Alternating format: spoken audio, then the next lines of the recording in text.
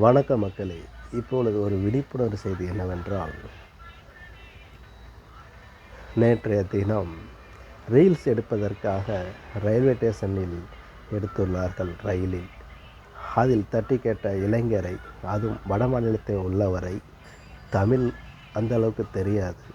இருப்பினும் அவரை இந்த அளவுக்கு துன்புறுத்தி பட்டா கத்திகளால் இப்படி தாக்கி இருக்கிறார்கள் 4 பேர் கொண்ட கும்பல். அதுவும் வெறித்தனமான சைக்கோ கில்லரை போல செய்து இருக்கிறார்கள். இது கண்டிக்கத்தக்க செயலாகும். நெல்லை மாவட்டத்திலிருந்து வாசகன் ரிப்போர்ட்டர் சார்பாக மிகவும் வன்முறையை தூண்டும் வகையில் செய்த குற்றமாகும். சிறுவராக இருந்தாலும், ஆனால் கையில் பிடித்தது பேனா அல்ல. சிறுவராக இருந்தாலும் கத்தியை பிடித்து இருக்கிறார்கள். அப்பொழுது இவரை எப்படி மன்னிப்பது?